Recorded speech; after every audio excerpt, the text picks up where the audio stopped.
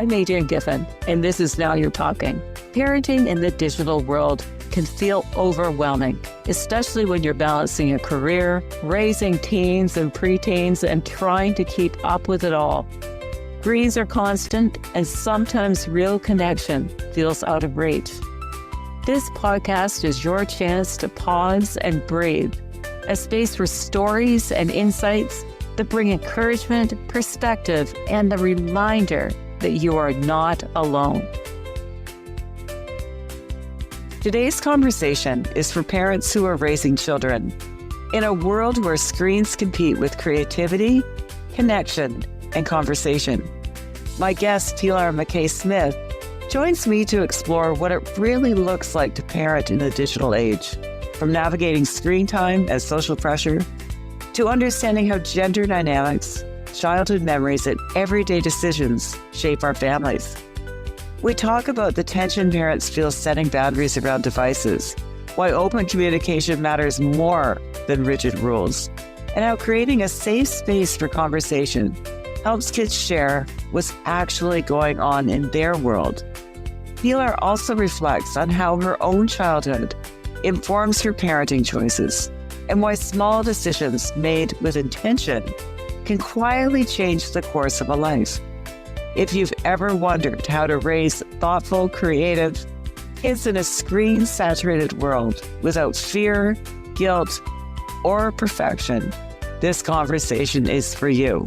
Let the conversations begin.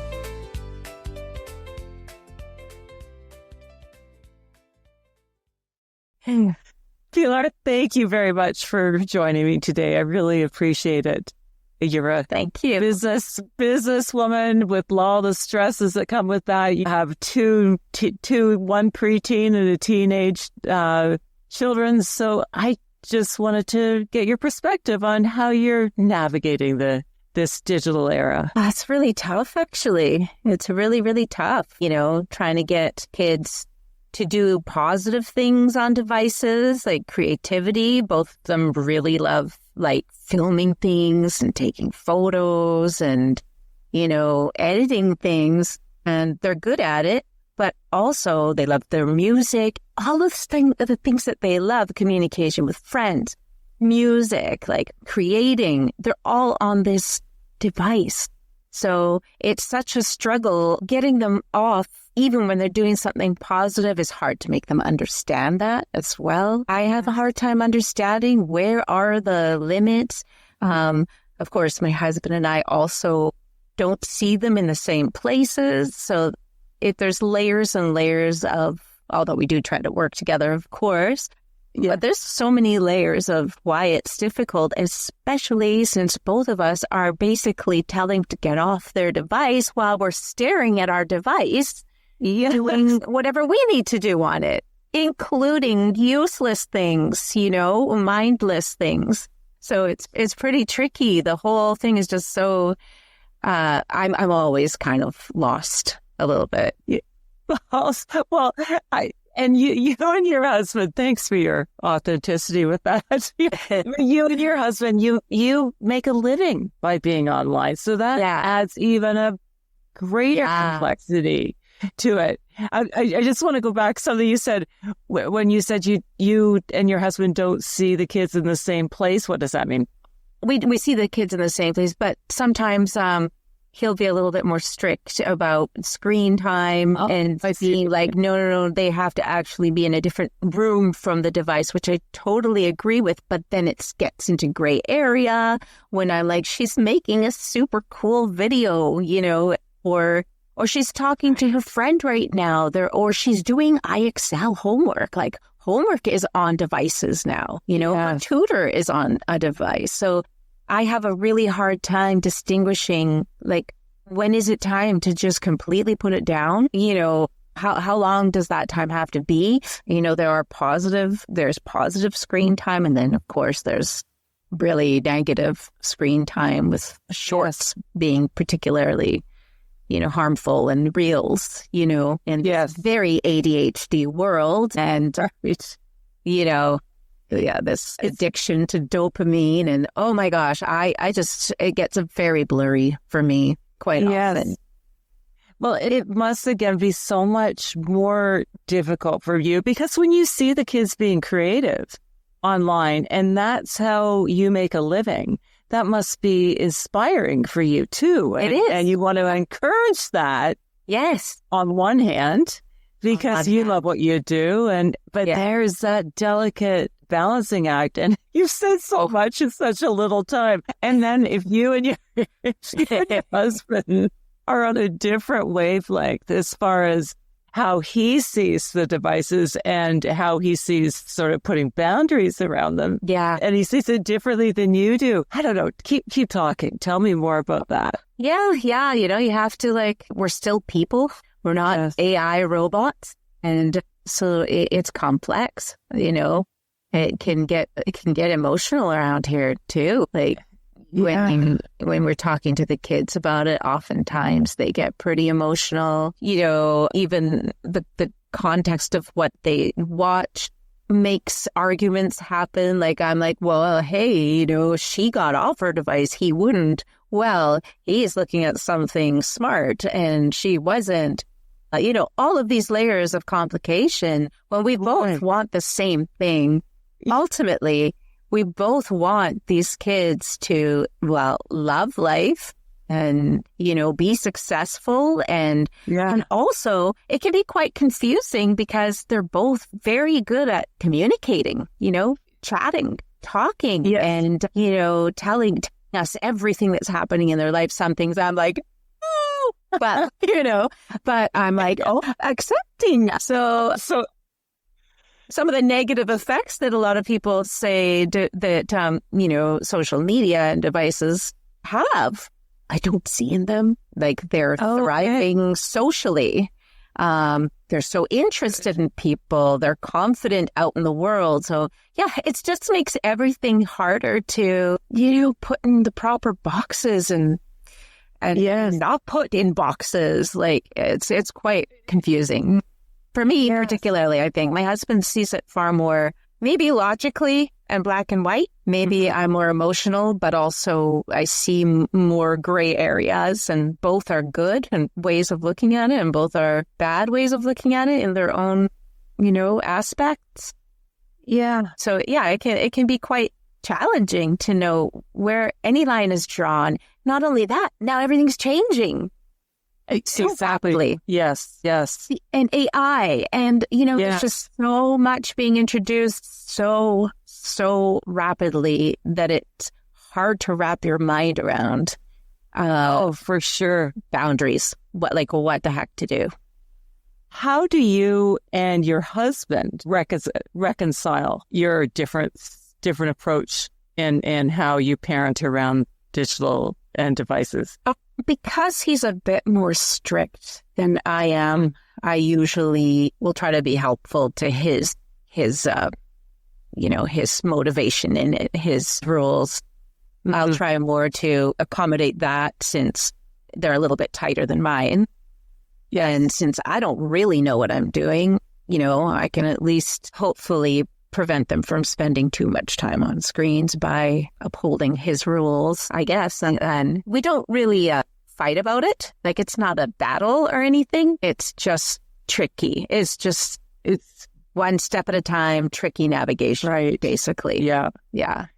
And it's so you say, you know, we don't really know. I don't know. Do any of us as parents really know how to maneuver all of this and navigate it? Without devices.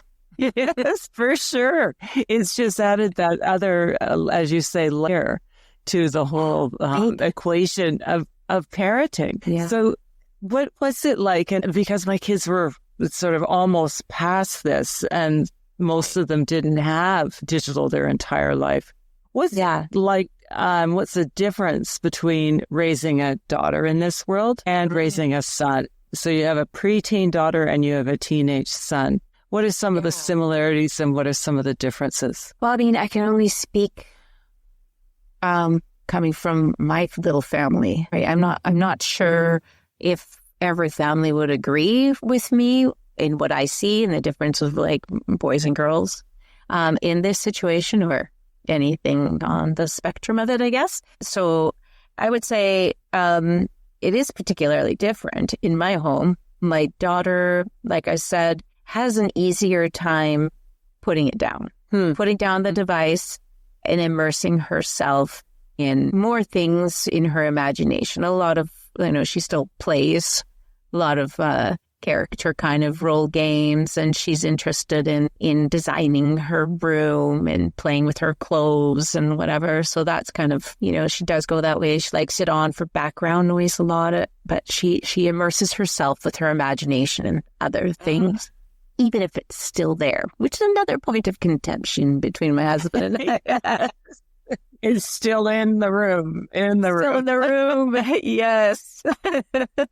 So, yes. And then my son, I think it could be age, because grade 8 and 9 is when, I remember that is when you start figuring out who you are socially in this world. Mm-hmm. You start figuring, who are my people? Who do I fit in with? Do I fit in with everyone or just with a particular kind of person or whatever? Yes.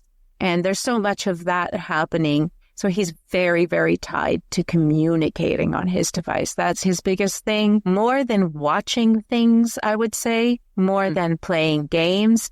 He's constantly messaging. He's got, many, many groups of friends and sharing experiences the way, we did in the 80s by being on the phone for 5 hours with your best friend, chatting and not even chatting, doing stuff with that person there, right? Sort of like that with him. He's on it all the time. And he's definitely we are all addicted. We are absolutely addicted. Yeah, going through this. I do believe so. Yeah.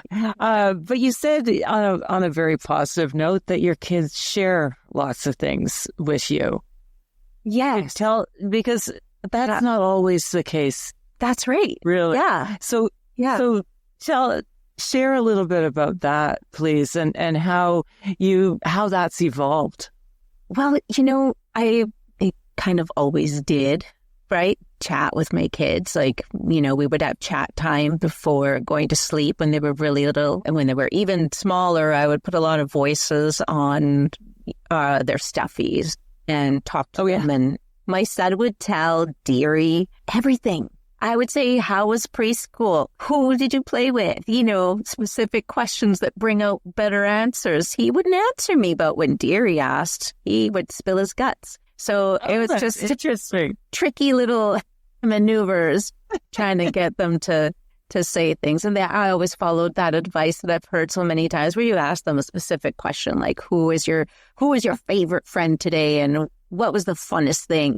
One specific question that they can answer and not be baffled by such a broad question like, how was school today? Yes. So there's that, which started it. And I think we just chat time after. It was a good half hour, and then they wouldn't shut up. I'd be like, okay, got to get these guys to sleep, but they just keep chatting and chatting so it was like a download sort of before they went to sleep. It was a download, yeah. And just everything that happened during the day, and just some, theoretical questions and whatever. And then it just now that, say, my daughter is quite chatty no matter what, but the best thing is the car rides.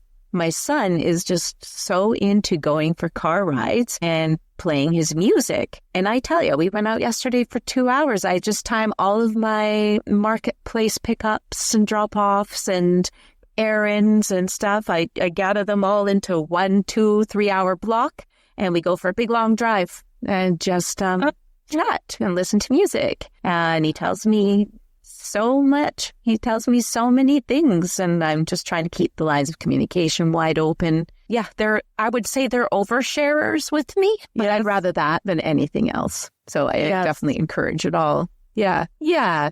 Sometimes we don't, as you said earlier, we don't really want to hear what they're going to tell us. But it's some stuff that I remember those days, even now. I bet. So how have you been able to create that safe place then in the car? Because that's a brilliant thing. You incorporate music when you're driving? He brings the music phone. There's a phone that we have in the house here that has just got all the music, and everyone's got their own playlist. So he brings the music phone, his water, and a snack, and off we go. And sometimes if, he's been particularly helpful, I'll treat him to a Starbucks venti strawberry frappuccino, no whip. Right? Yeah. So that will be memorable too. Yeah. And then we just sometimes get kind of lost in neighborhoods that are just beautiful, and we just ooh and he'll be like, can we go back to that neighborhood on the next drive that we have? Probably do it 4 times a week. And then they go big long drives with Dad as well. For sometimes they go all the way to Squamish for pizza and all the way back to Vancouver with Dad. Yeah. And that, it really does create you're in a car, enclosed, tiny little private area. And what else is there to do than chat? So, But where are the devices in that? Is the car a no device zone? Yeah, pretty much. I mean, sometimes my son will check his messages, but for the better part, he's pretty wide open to just enjoying the time and going through neighborhoods and chatting about things. And they ask me lots of questions, and I really believe in, particularly at this age, to be very honest with them, because for our family, I think it's been really important to them to see me human from, all the mistakes I've made. Maybe not all of them, but, most of the mistakes I've made, I think are helpful to them to tell me what their fears and curiosities are and some mistakes they would like to make and have made, and I don't judge them. But I definitely feel like my job is to sort of be their earth guardian angel, accept them completely and adore them and guide them as much as possible. And now that my son is a teen, I do have to say, hey, I don't mean to be annoying, but just, are you safe? And he now knows all I got to do is say, yep. And then he can go out further and do his things and gain independence. And that's a good thing about devices is I know you're not supposed to give them phones, but honestly, it's great. The way they can touch base with me and hey, is it okay if I'm out a half hour longer? Or, I just love having them right there. And I don't think I annoy them. And no, it doesn't sound like it. If your own car rides 4 days a week. Yeah. How did you, just to share with other parents, how did you create that level of vulnerability or that open communication style? Because that's not easy to do that. I mean, it's certainly you've created this safe place, but how did you do it as a parent? Do you know what? I knew I was going to do it before I had them because my mom was like that. Is like that. Her and I, she always looked me in the eye. Even when I was little, I always thought she was the only one that could come into a child's world. Truly come into a child's world. She was just so fun as when I was very little, and then as a teen. She's just a really nice mom, a really sweet, kind mom. And we were so close. And so I knew that I wanted to have that with my kids. And I know that for her, it was because she wasn't doing this blanket role of because I'm your mom kind of stuff. It was like this, she was looking in me, in my eyes, and talking to me personally. Her Kitty talking to me, Pilar, and it wasn't like mom and child. I have to do this because it's a rule. It was more if you might, it was almost like advice driven. Okay. From a very caring source. And yeah, she's just, although being a super strict mom in a way, as far as curfews and stuff like that go. Yes. She was just so kind to me and respected me. Respected you, because it sounds like she really saw you too. She really saw me, who you really are. Yeah, it was important to her, and so I knew that I wanted to do that with my kids too. Okay, this is how you're supposed to talk to your kids, as far as I'm concerned. Yeah. Well, it sounds like your mom was a wonderful role model. Is that for you? Lovely mom. As a mom. So knowing, Pilar, think about really what you've done really well, and what would you do differently, knowing what you know now? I think I've moved really well with them through time. I don't look at yesterday. I don't look at, oh, you were so much cuter before. Yes. I've been fascinated by every onion layer I've peeled, and that they're unraveling, in this world and becoming themselves more every day. And I just think every little step they take is just so fascinating. I love getting to know them. It's constant too, because they keep evolving. So it's pretty cool. So I think I've done that really well, where I haven't held on to the past, and I'm not like obsessed with who they're going to be in the future. I just really am marveling at who they are now. Therefore, I'm able to not have to miss them so much one way or be super terrified of where they may go. It's like, I think there's something to be said for really appreciating the every single moment that goes by and enjoying, like, my daughter becoming like a tiny little woman. It's just so cute. It's very fascinating. Yes. So, and what would you, knowing what you know now, what would you do differently? I think I would have probably set more boundaries earlier. So now I'm definitely introducing a lot more, like, you don't just get things. Like, you need to work for them. So they've got lots of chores they do for me now, which is lovely. And they've just sort of turned a corner. It's been like 2 years where I've been really trying, because I did everything for them before that. I still probably do too much. I just try and do it supportively and not anxiously. You know what I mean? Like, okay, my son is up studying and working late, and he's got to go to school in the morning. Well, you know what? I'm going to make his bed for him. And sometimes friends make fun of me because I do that. And I'm like, well, I'm being his support. Like, he's doing so well in school. I didn't even tell him to do well. He took it upon himself to be a studies lovely little guy, and so I'm going to be his support. I'm going to make him his lunch and snack, and as long as he's moving and growing positively, I'm going to be his support in that basically. But that being said, I probably have done too much for too long, and so I'm also now like trying to teach them, like, hey, bring your plate to the sink. Pick that up. So you want me to do that? Or I've probably set the boundaries a bit too late in a lot of ways, and now I'm scrambling because I'm also perimenopausal. So all of a sudden, I got bigger balls than I used to. Oh, that's funny. That's right. My next question was, but you just answered it. What was the turning point? So it sounds like that was a turning point for you. It's enough is enough. Okay. But it sounds to me like that you're able to sort of stay in the moment with that too.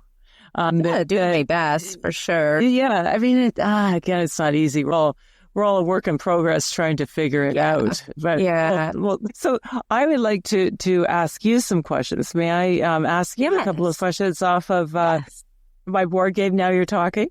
Yes, I'm looking forward to this. What is your favorite childhood memory that brought you joy? Favorite? That's a hard question. I can give you one of my favorites, I guess.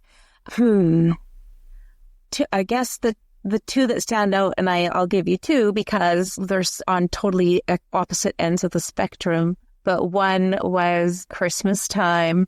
It was just so magical. And my mom just would make the most beautiful home and make it so grand, and all the decorations. And we lived in a very snowy little town, and it was just so magical. So I'd say that was like the most I think I even saw bigger than it was, I remember seeing things in the sky, So she was very good at making it a fantasy world. Oh.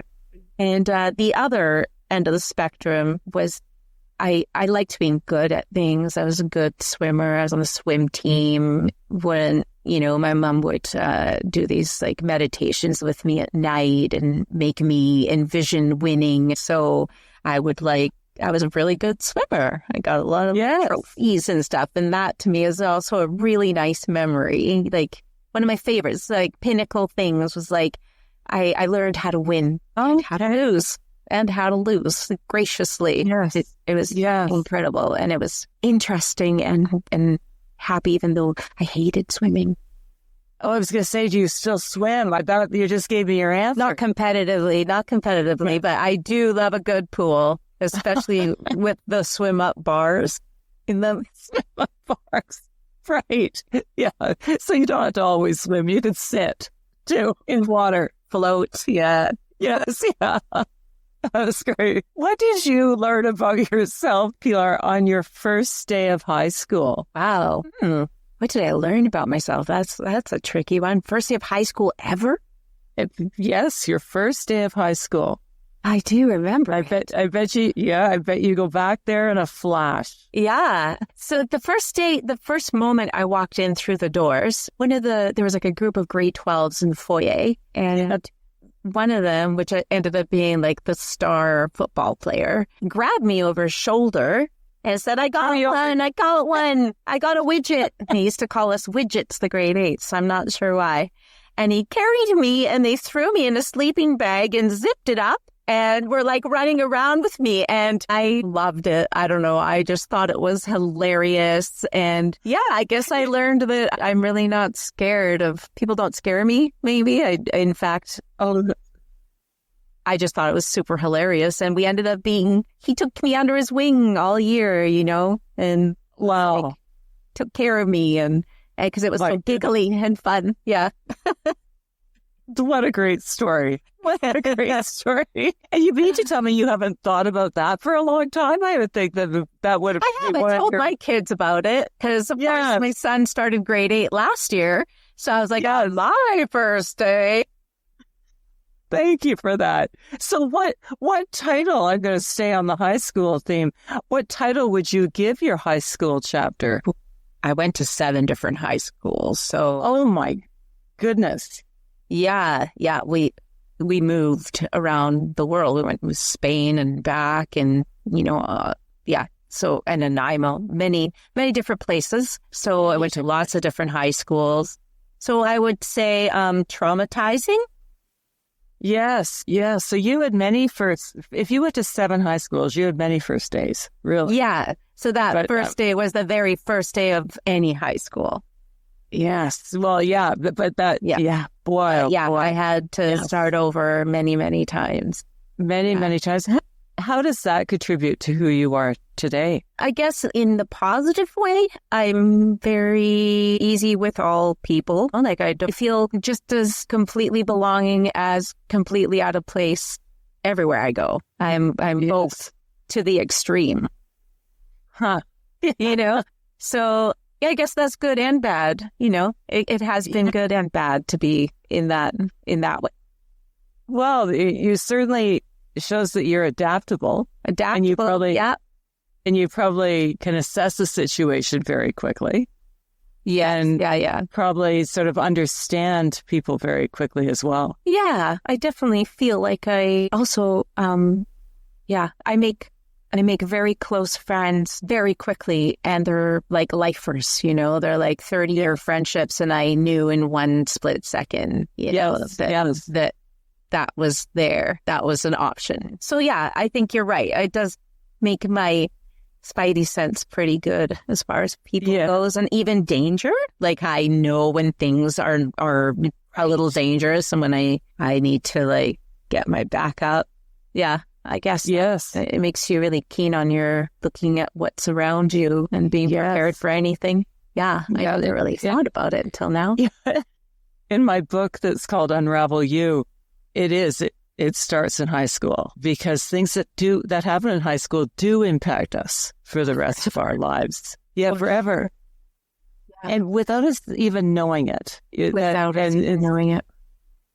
So that's my whole book and too soon to be workshop is helping people to understand how these things impact and letting go of things if they no longer serve us, because often that's right. They don't as we evolve and grow as people. I'm going to have to read that book. Okay. Well, yeah. Very interesting. Yes. Well, you can get it on Amazon. I will. Pilar, what's a small decision that has had a big impact in your life? A small decision. Let's see. I feel like all my big impacts have been big decisions. Small decision. What's an example? Well, sometimes when... For example, I was choosing years ago between two jobs, and I thought, whichever way I go, I can course correct if it's the wrong one. But so I didn't think it was a huge decision, but that decision brought me to my husband Bob, who's the love of my life, and now I have a blended family of 7. So what seemed like a small decision in the moment ended up being a monumentally big decision. Right. Like there was an example. Right. Yeah. But I guess I have a similar one, but I would have considered it a big decision. Was when I started going to university, I was aiming to be a commercial lawyer. Yes. Halfway through my first year, I was doing well. I liked to study and do well at things, and it was my path, and I was going to make my parents proud and myself proud.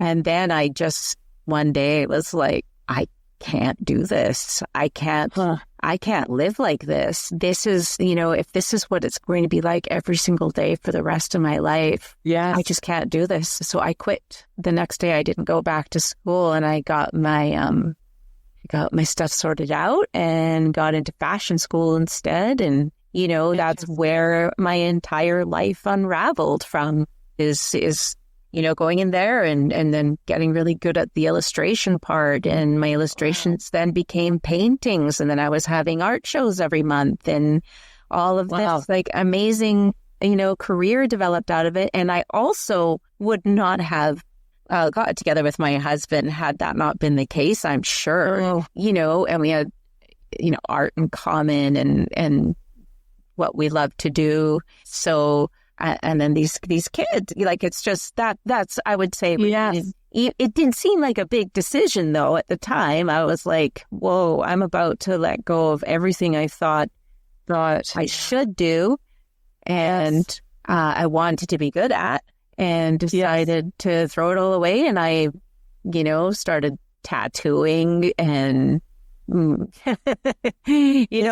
going to go to all the skate parks and getting clients for our little tattoo operation, and and it just all unraveled from there, and it's been art since then. And you as a digital artist today. I'm moving into that. Wow. And potentially corporate lawyer to digital artist. I mean, that's amazing. It's just it's so completely different. Wow. Well, thank you for sharing your story. Thank you. So what are some words of wisdom that you can share, being, a driven businesswoman, a mother of teens and preteens, and keeping it all together, in relationship? What are some words of wisdom that you can share for people who may not be quite where you are at this moment? Well, I would say, like everyone always says, always do what you love, even if it's not for business, even if you're not making money. Immerse yourself in fun things. For me, they just happen to be visual, hobbies / career, but it could be whatever, athletic or whatever form of expression you are really awesome at accessing for yourself. And recently, I've just started giving myself a new little pep talk awakening, which is make sure when you are doing these things, particularly if it becomes a job where, you are looking for other people's approval, just remember when you're putting it out there and when you're creating stuff to think of the purpose. Like, what purpose are you fulfilling? Is it to get attention, or is it to give the world something, some inspiration, or some, like find the purpose in what the thing that you love doing, find a purpose in it, and it will automatically expand. Maybe not in the ways you thought it would, and maybe that takes a little longer here and there, different things. But if you find a purpose about it, you will be more fulfilled and calm inside. That's my recent one I've started. Yes.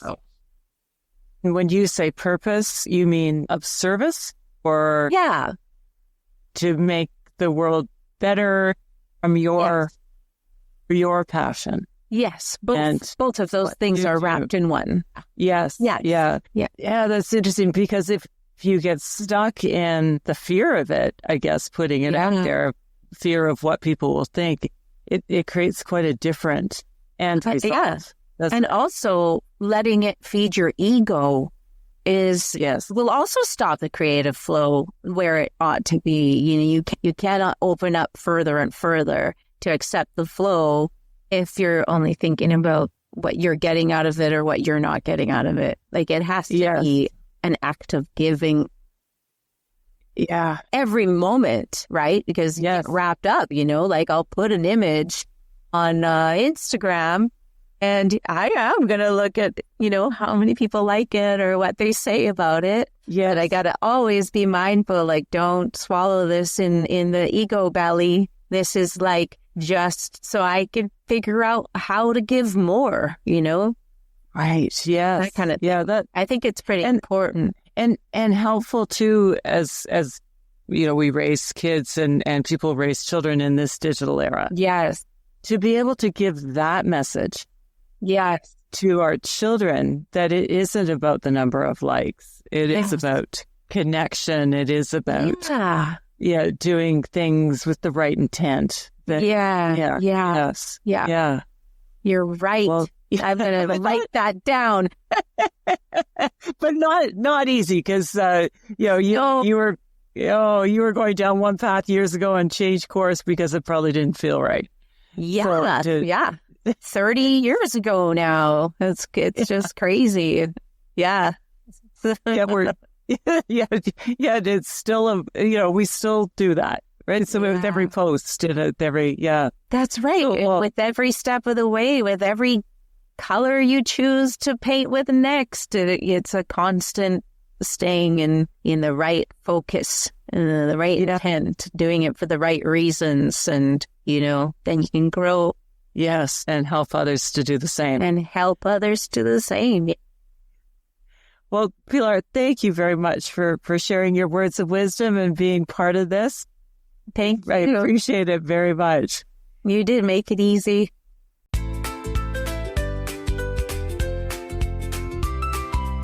What stood out to me most in this conversation is the reminder that parenting in the digital age isn't about eliminating screens. It's about intention. Pilar's reflections show us that children can still thrive socially, creatively, and emotionally when parents focus less on control and more on communication. When we create space for honest conversation, reflect on our own childhood experiences, and make thoughtful choices, even small ones, we model decision-making that lasts far beyond likes, views, or algorithms. If this episode resonated with you, I invite you to keep the conversation going with your kids, your partner, or even with yourself. Ask better questions. Share your stories. Get curious about what really matters in your family. Because meaningful connection doesn't come from screens. It comes from presence. You've been listening to Now You're Talking. Parenting with a busy career while guiding kids through the lure of screens isn't easy, but meaningful connection is always worth it. Take a moment to start a conversation with someone you care about. It could be the highlight of their day. Until next time, let the conversations begin. Now you're talking.